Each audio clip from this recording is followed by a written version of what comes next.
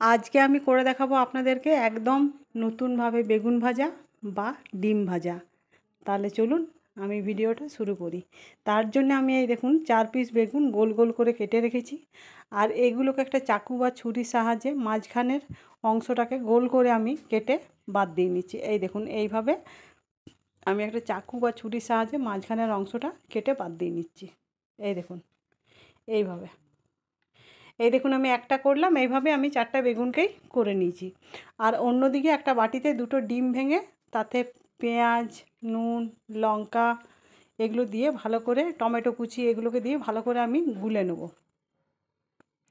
অনেক সময় হয় না যে মুখে কোনো রুচি থাকে না বা শরীর অসুস্থতার কারণে কোনো কিছু খাবার ভালো লাগে না, তখন একবার হলেও এইভাবে করে খাবেন, দেখবেন ডিম ভাজা বা বেগুন ভাজাটা খুব সুন্দর লাগবে খেতে, আর মুখের স্বাদও অনেক পাল্টে যাবে।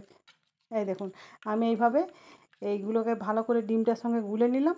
এরপরে এই বেগুনগুলোকে আমি ভালো করে নুন, হলুদ, লঙ্কা গুঁড়ো দিয়ে এপাশ ওপাশ ভেতর দিক চারিদিকেই আমি হাতে করে করে ভালো করে করে মেখে নেব।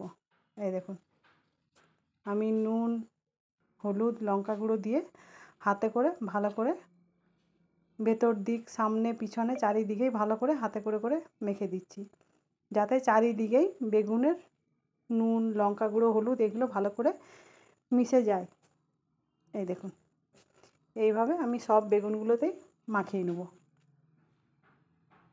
এই দেখুন আমার মাখানো হয়ে গেছে, এইভাবে আমি মাখিয়ে নিয়েছি সবগুলোতেই। অন্যদিকে আমি উনানে তাওয়া চাপিয়ে তেল গরম করতে দিয়েছি, আর খুন্তির সাহায্যে তেলটাকে তাওয়ার চারিদিকে ভালো করে ছড়িয়ে নিচ্ছি।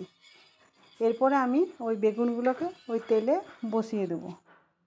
এই দেখুন তেলটা আমার গরম হয়ে গেছে, এরপর আমি বেগুনগুলোকে ভালো করে সাজিয়ে বসিয়ে দিচ্ছি। এই দেখুন এইভাবে আমি ফাঁকা ফাঁকা করে একটু বসিয়ে দিলাম। এরপরে আমি যে ডিমটা গুলে রেখেছিলাম সেটা খুব সাবধানে একটু একটু করে বেগুনের ওই ফাঁকা অংশতে দিয়ে দিচ্ছি। এই দেখুন এইভাবে আমি 4টে বেগুনেই দিয়ে দিচ্ছি। দেখুন কত সুন্দর দেখতে লাগছে। এইভাবে আমি এপিট ওপিট ভালো করে লাল লাল করে ভেজে নিচ্ছি। বাচ্চারাও দেখবেন এই খাবারটা খুব ভালোভাবে খাবে, কারণ যেহেতু খাবারটা একটু আলাদা, সেহেতু বেগুন না খেলেও এইভাবে বেগুন ভাজাটা বাচ্চারাও খুব পছন্দ করে, খুব আনন্দের সঙ্গে খাবে। আর দুপুরে গরম ভাতের সঙ্গে তো এই খাবারটা খুব সুন্দর লাগে। এই দেখুন আমার ভাজা প্রায় হয়ে গেছে। এরপরে আমি এগুলোকে একটা প্লেটে নামিয়ে নিচ্ছি।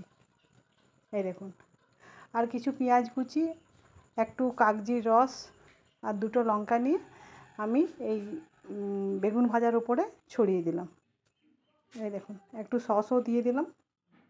এইভাবে আপনারা চায়ের সঙ্গেও খেতে পারেন, আবার গরম ভাতের সঙ্গেও আপনারা খেতে পারেন।